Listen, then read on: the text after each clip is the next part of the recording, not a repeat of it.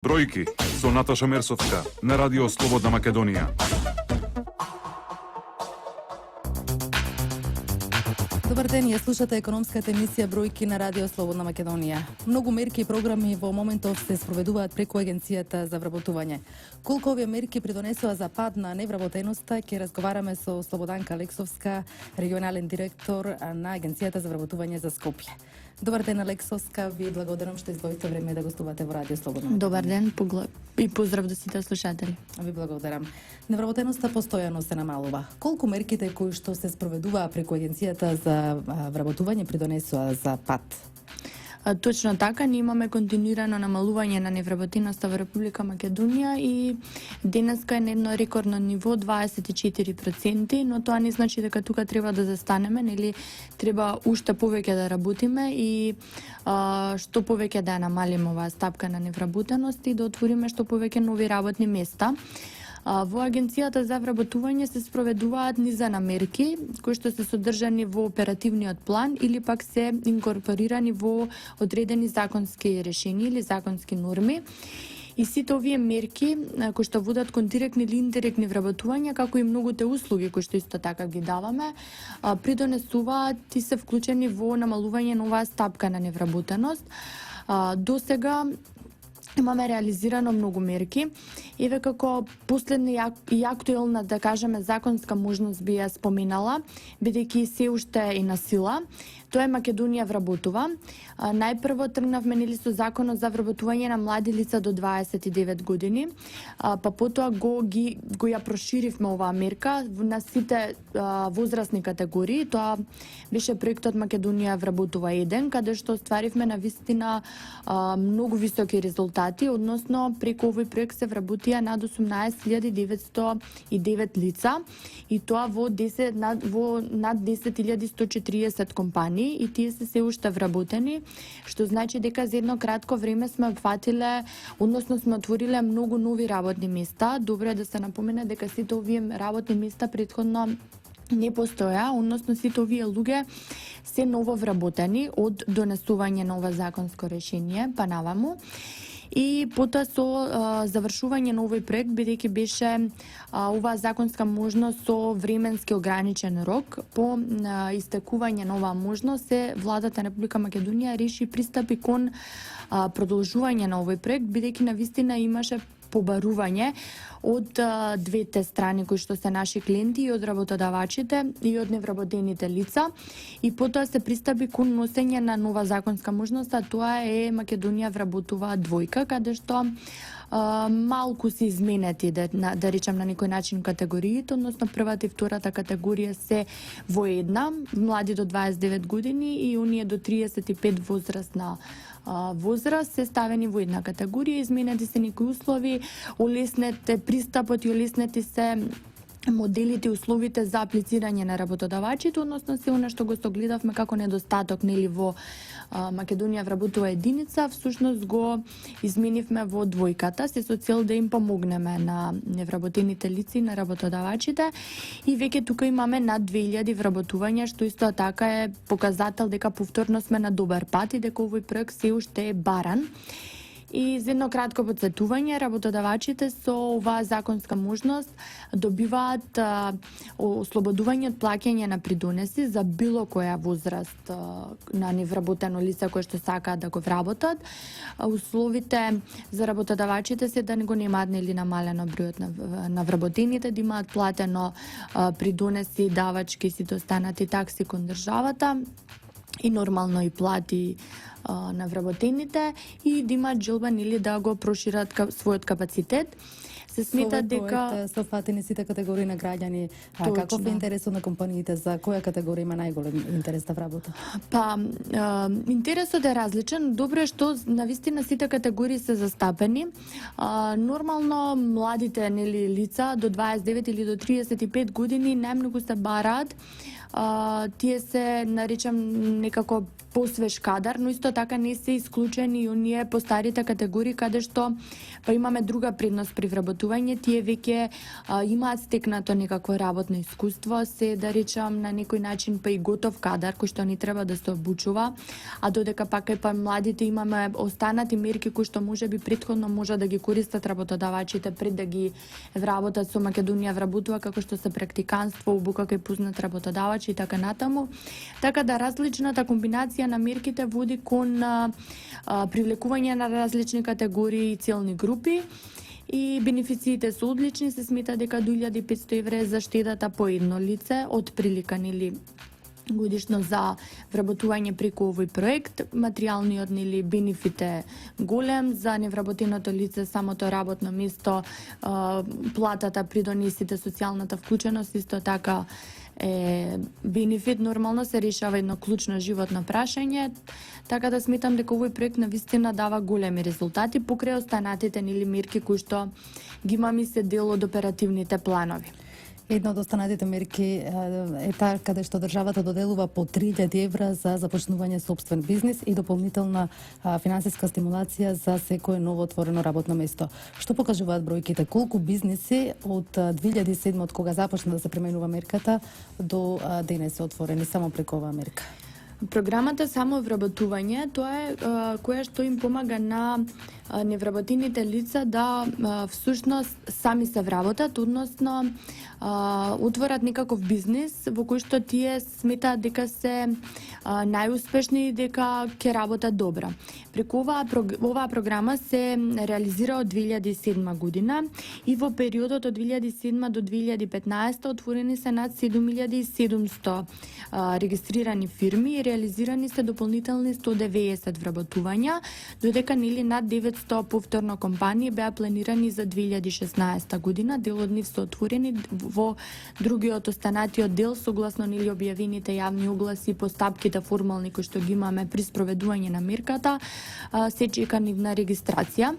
Воедно е добро да се напомене дека во оваа мерка тие лица добиваат и обука за што е претприемништво, како да водат бизнис, потоа се помогнати во целиот процес на регистрација на компанија, понатака нели ако им треба некаква помош од страна на агенцијата, и истите може да го користат и проектот Македонија вработува 1 додека траеше, сега 2, и да бидат ослободени основачите и останатите вработени во овие бизниси, млади бизниси, да бидат ослободени од плаќање на придонеси, што уште едно дополнително олеснување.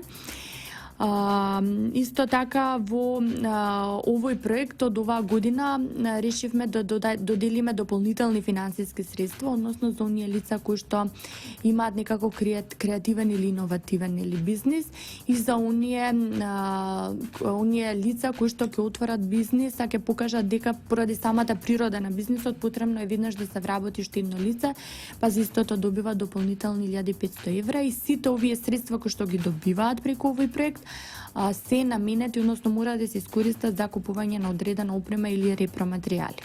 Исто така една од мерките е кредитирање за самовработување. Се доделуваат кредити со доста поволна камата. Може ли околу ова да им кажете на слушателите? Така веќе неколку години исто така и проектот кредитирање го реализираме.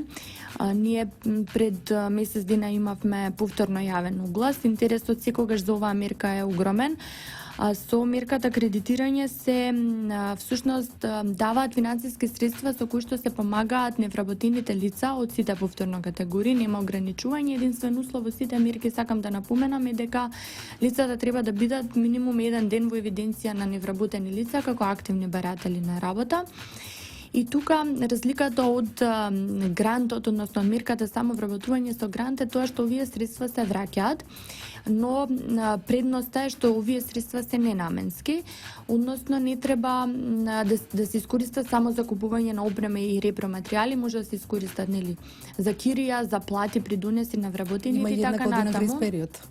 И има исто така многу поволни услови за враќање на кредитот, каде што во ниедна банка не би се добиле овие услови како ненаменски кредит. Имаат прво грейс период во зависност нели од износот кој што го земаат и од лицата кои што аплицираат. Грейс периодот е од 1 до 2 до 3 години, бидејќи тука исто така може да се здружуваат, добро е да кажеме, повеќе лица, значи 3 лица заедно може да отворат еден бизнис и за сите 3 лица се доделуваат финансиски средства. Која е максималната, која е минималната сума која што може да ја за сите лица се додедува по 3000 евра, но доколку се работи за младо лице до 29 години, тогаш износите се повисоки, значи имаме и до 7000 евра за кредитобарателот, што значи дека различни имаме комбинации. И во тој случај грейс периодот на враќање на средствата во кој што не треба да се вратате тој грейс период за да закрепне всушност ова младо претпријатие е подолг, нели колку поголем износот на средствата, грейс периодот е подолг и потоа добро е да се каже дека каматната стапка е само 1% при враќање на средствата во месечни паушални рати. Какви бизниси најмногу се отвараат?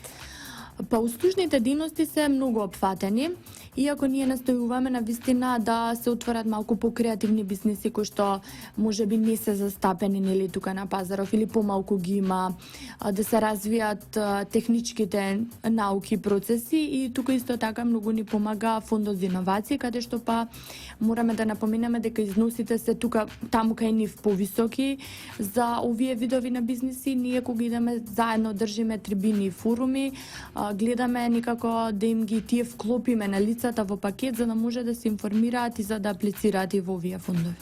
Алексовска, да предлагам да направиме мала музичка пауза, па ќе продолжиме со разговорот. Тројки со Наташа Мерсовска на Радио Слободна Македонија. Гостин во емисијата Бројки Слободанка Алексовска, раководител од Агенцијата за вработување. Алексовска, изминатиот период имавте обуки за невработените за деловен англиски и за познавање на компјутерски вештини. Може ли да не кажете каков беше интересот кај лицата за да ги посетат ваквите обуки? Точно така, во изминатиот период имавме неколку јавни огласи во неколку наврати. Имавме јавен оглас за основни IT вештини. И во сите прво јавни огласи кои што се за странски јазици и за IT вештини, тие секогаш имаме зголемен интерес.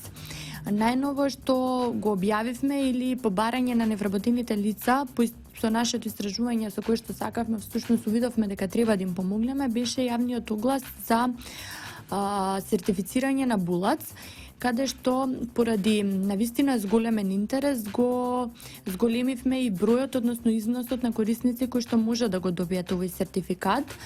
И тука планираме да сертифицираме 584 лица, кои што всушност треба да имаат претходно добро познавање на англискиот јазик, бидејќи по добивањето, односно завршувањето на 3-месечната обука, тие мора да одат на тестирање и да го положат испитот за да можат да го добијат сертификатот и сето тоа оди или на трошок на агенцијата, односно невработените лица немаат никаков трошок. Колку заштедата? Колку би чинел еден курс, колку сами го платат? Па од прилика 150 евра е еден таков курс за едно лице, плюс додатно обуката, што значи дека навистина за некој кој што е невработен, а согласно критериумите и обврските кои што ги има од законот, му е потребен или овој испит или ова сертифицирање да го има положено, за да може да аплицира на одредено работно место. Навистина нели надоместокот е огромен, бидејќи тој не прима никаква плата или никаков месечен надоместок. Така да навистина заради тоа најверојатно имаше и голем интерес и тоа е позитивно и нас нарадува и понатака нели ќе продолжиме со реализирање на вакви мерки кои што се од корист за невработените лица. Имавме и мерки за добивање на курсеви, односно часови за основно познавање на странски јазик. Тука исто така повторно беше вклучен и англискиот јазик за млади лица, каде што лицата кои што аплицира во оваа мерка нема потреба да имаат познавање од јазикот, доволно беше да имаат само желба да го научат, бидејќи тука добива основно почетно, значи да се запознаат и да го научат јазикот за понатака да продолжат со негово учење или изучување. да ги подготвиме. Исто така имавме вакви обуки за IT вештини, како имавме и оглас за напредни IT вештини, каде што тука повторно требаше лицата да имаат добро познавање од IT сферата, бидејќи добиваат меѓународен сертификат. И истиот за да го добијат имаат повторно тестирање од провајдерот кој што извршува оваа обука и навистина не е толку едноставно за да се добие овој ескап сертификат за кој што и пред добивање на обуката при самото аплицирање исто така добро е да се напомене дека лицата имаат тестирање за да можат да влезат во изучување, слушање на обуката, се со цел оние кандидати кои што ќе ги селектираме да го завршат процесот и да го добијат сертификатот, бидејќи средствата кои што ќе ги уплатиме за едно лице не може да се пренамена за друг корисник и навистина сакавме лицата кои што ќе учествуваат во програмата да се сертифицираат и да не ни пропаднат нели средствата за корисниците. Организирате инфоденови, за што конкретно станува збор? Како и секоја година и во различни периоди, кога ние нели сметаме дека има потреба или па ако тоа од нас го бараат невработените лица, сме достапни за граѓаните и организираме како и отворени денови во агенцијата, така и инфо отворени денови надвор од агенцијата или конкретно надвор од центарот за вработување, бидејќи имаме отворено неколку подрачни канцеларии, па се со цел да се дојде поблиску до граѓаните и директно во местото каде што тие живеат, а да им ги објасниме сите можности кои што им се нудат и кои што треба да ги искористат, кои што се во нивна корист и нивна полза и исто така да им ги решиме проблемите кои што можеби произлегуваат да се наменети кон нашата институција, па и надвор доколку имаме можности. Организиравме повеќе инфосредби во повеќе општини. И би сакала да кажам дека во сите општини на територија на градот Скопје, односно на територија на центарот кој што го покрива подрачјето Скопје, и намалена стапката на невработеност кога би се споредиле во овие 10 години од 2006 до 2016 година. Воедно, во само заедно да кажеме еве во градот Скопје, во невработени лица во 2006 година сме имале 84.664 лица, додека пак во 2016 имаме само 43.122 лица, што значи дека некаде за процентуално 50% или 49,7% сме намалиле стапката на невработеност во градот Скопје согласно административни податоци на агенцијата. Ова значи и странските компании придонесоа за пат на невработеноста. Точно, сите мерки и сите можности кои што се нудаат и ниските даноци и стабилната економија придонесува за нормално пред се закрирање на нови работни места, а со тоа и се намалува невработеноста. И значи дека навистина сме на добар пат или пак еве споредба во однос на вработени лица во градот Скопје на ниво на центарот во 2006 сме имале 170.441 лице, додека пак во 2016 веќе имаме 238.306 вработени, што значи дека и тука имаме огромно покачување и над 39% и овие бројки покажуваат дека на територија на целиот град, целиот центар што ја покрива во Скопје имаме позитивен тренд на зголемување на вработување, намалување на невработени лица. И исто така кога би се поделило по општини, ќе видиме дека во секоја општина имаме намалување на невработените. Во која општина има највисока стапка на невработени? Па, различно е. Стапка на невработеност немам израчунато по општини, имам израчунато број на невработени лица споредбено во последните 10 години како пресек некој. Еве ќе го земеме на пример како пример Аеродром, како една од поголемите општини. Невработени лица во 2006 година сме имале 7.601, додека состојба со 31.10.2016 имаме 4.035 лица, што значи дека сме го повеќе од преполовиле овој број или сме го намалиле за 3.566 лица, што е навистина еден огромен број на лица кои што се вработиле од оваа општина, но тоа не значи дека овие лица се вработиле во општината, односно на територија на општината аеродром, нели?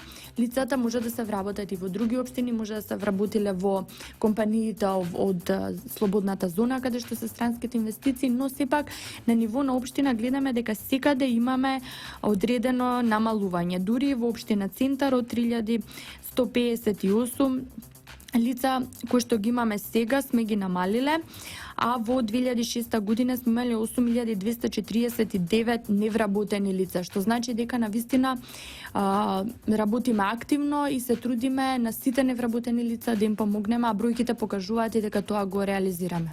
Лидерот на владачката партија Никола Груевски најави 4 нови инвестиции кои што ќе отворат најмалку 1300 работни места. Ќе бидат лоцирани низ цела Македонија, не само во Скопје, една од компаниите ќе биде во Скопје. Од каков кадар ќе имаат потреба и дали во моментов има во Македонија невработени кадри кои што ќе им одговорат на потребите на странските компании? Точно така, само како последни најавени или нови отворени места со доаѓање на странски инвестиции, со овие над 1300 нови отворени места. Претходно имавме најави и реализација на многу странски инвестиции.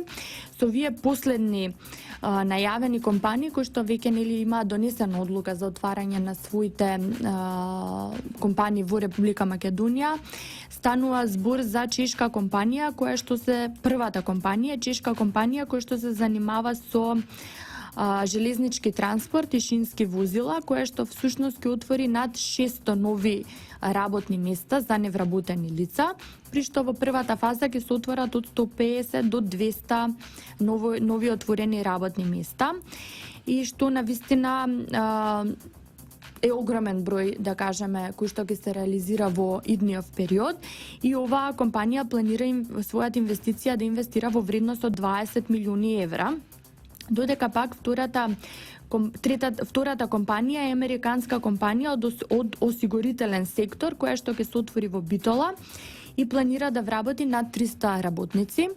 Третата инвестиција која што беше најавена ќе се отвори во Крива Паланка. Тоа е компанија за производство на ранци за деца која што ќе ги пласира на европскиот пазар, и тука се планира да се отвори на почеток околу 50 нови работни места, кои што понатака исто така ќе доведат и до индиректни вработувања или покачување на платите во останатите домашни компании. И четвртата инвестиција која што беше најавена е всушност на познатата компанија Амфенол, која што веќе имаме во Република Македонија и ќе отвара нов погон во Кочани и која што ќе креира 400 директни нови работни места, со што ново отворените, односно вкупното работни места со овие 400 на оваа компанија во Република Македонија ќе постигне до 2500 вработувања.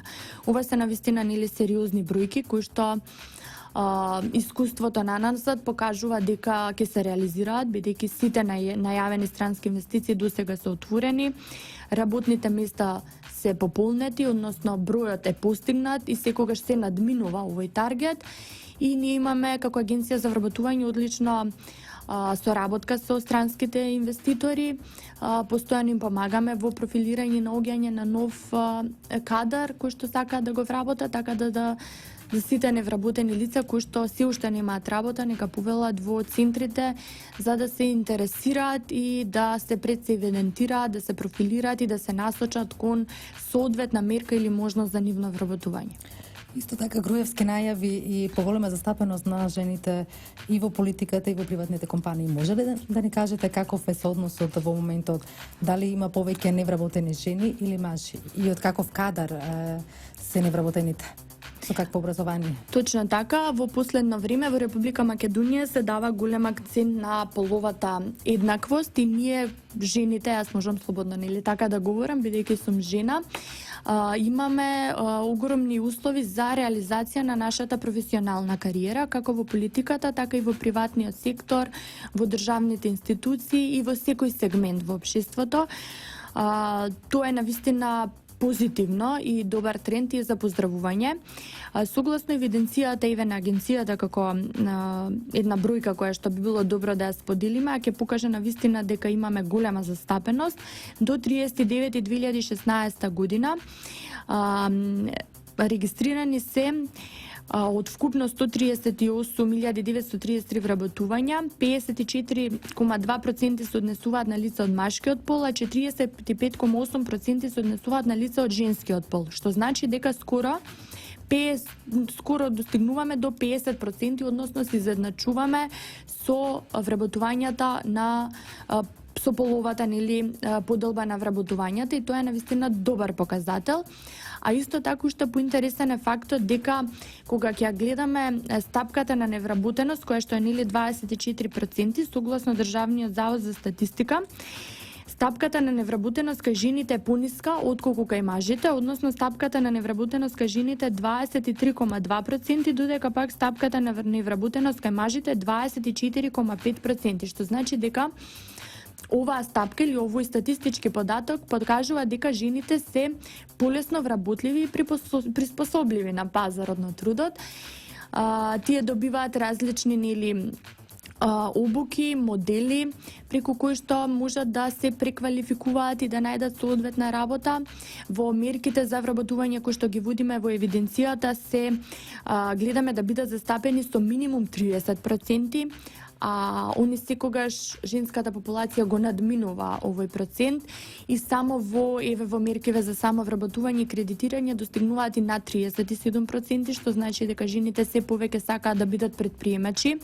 И имаме многу успешни примери за многу успешни компании кои што ги водат жени менаџери, така да трендот е во нагорна линија и жената си добива се позначено учество во секој сегмент од македонското општество. На вашата страна на Агенцијата за вработување постојано ги објавувате отворените слободни работни места. Може ли да не кажете во моментов каква е ситуацијата и од каков кадар има најмногу потреба на пазарот на труд? Во континуитет секогаш на нашата страна може да се видат сите слободни работни места и сите јавни огласи, како од целиот приватен сектор, кој што всушност може да се подели по различни сегменти, секој кој што пребарува да му биде полесно и подостапно согласно собственото образование и сегментот, односно дејноста во која што сака да бара работа, веднаш да си најде слободно работно место и веднаш може да испрати CV или апликација преку нашата страна. Слободните работни места се многу динамични и тие се менуваат на дневна основа. Услужните дејности се секогаш најзастапени, но во последно време имаме многу побарувачка покрај продавачи, козметичари и слични профили кои што се континуирано барани од исто така од многу технички кадри, како информатичари, програмери и сите останати профили на технички лица, што е навистина добро и се поклопува со политиката на владата кон насочување на студентите и средношколците кон средните технички училишта и кон овие факултети. Моето последно прашање до вас е кои ќе бидат идни активности на Агенцијата за вработување? Може ли да се очекуваат некои нови мерки? Точно и секако дека ќе се очекуваат. Во моментов за оваа година се работеше на новиот оперативен план за 2017 година, тој е изработен и готов. И наскоро ќе биде промовиран. Во овој нов оперативен план повторно имаме низа на мерки и услуги кои што ќе ги реализираме. Дел од нив се повторуваат и оние кои што се покажале како успешни продукти. Дел од нив се изменети, но секако дека имаме и нови кои што ќе ги презентираме за јавноста и ќе бидат многу интересни и достапни како за работодавачите, така и за невработените лица. Причина повеќе да бидете гостини наредната 2017 година. Благодарам. Бројки со Наташа Мерсовска на Радио Слободна Македонија.